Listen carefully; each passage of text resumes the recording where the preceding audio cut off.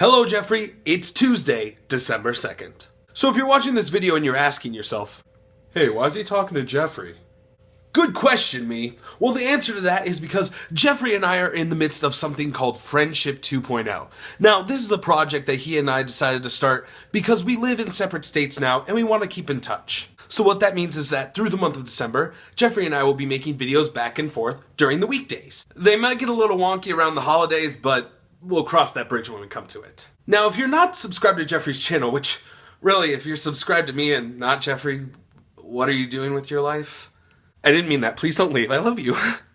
Well, anyway, I'm leaving a link to his channel in the doobly-doo, so you should go subscribe to him and, watch this thing that we're doing. So, Jeffrey, you said in your video yesterday that we should use these first two videos to sort of give a recap of how our lives are going. And my life is going pretty good. As you know, I'm working in the Twin Cities as an actor-educator for Climb Theater, and currently I am on tour in beautiful North Dakota. Ah, yes, North Dakota. It's like Ohio, but colder. And as you probably know, I just left Ohio on Saturday, so I spent 12 hours in a car going to Minnesota on Saturday, and then I spent 8 hours in a car going from Minnesota to North Dakota on Sunday. So lately, I've been spending a lot of time in cars.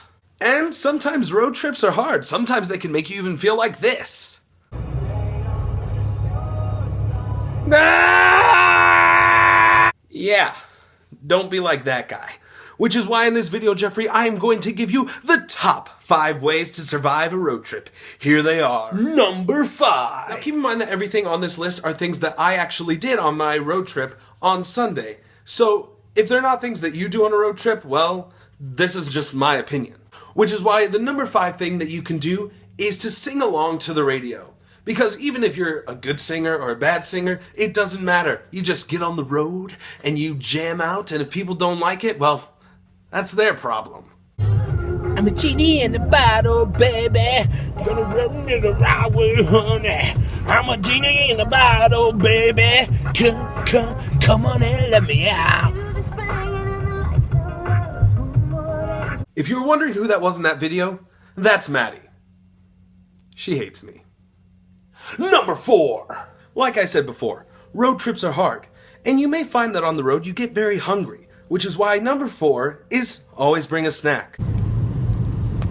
Now you can bring as little as you want, or as much as you want.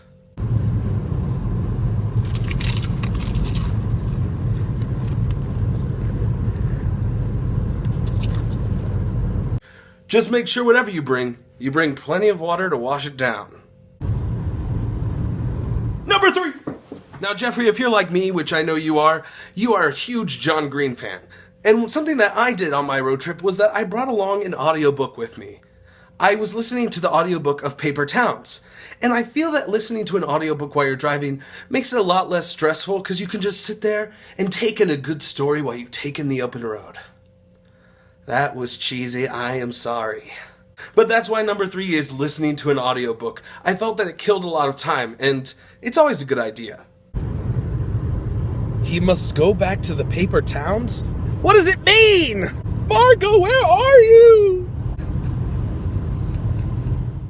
Number 2. Now when you're out on the open road, there's always tons of scenery that you can take in. For example, North Dakota is probably one of the most beautiful places I've ever seen. There's so much scenery to take in, which is why number 2 is just to take in the sights. You know what? Since I'm feeling generous today, I will show you some clips that I took of North Dakota because the beauty is just so majestic. There's so much to see. There's so much variety.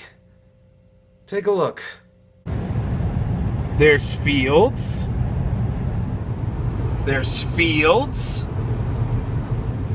Wow, look at that field. Number 1. And finally, number 1 on this list. Nothing beats face-to-face communication. Which is why if you're on a car trip with another person, the best thing you can do is just to have conversation. I always feel talking is the best way to kill time on a road trip, which is why I feel number 1 is face-to-face communication, talking with the person you're driving with. Hey, Maddie? Hey, Maddie?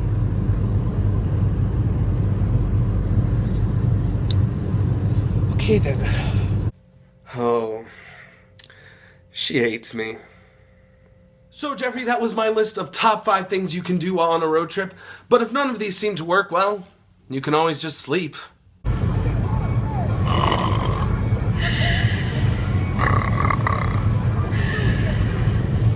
I am a beautiful creature. Well, Jeff, that's all I had to say for today, so I will see you tomorrow.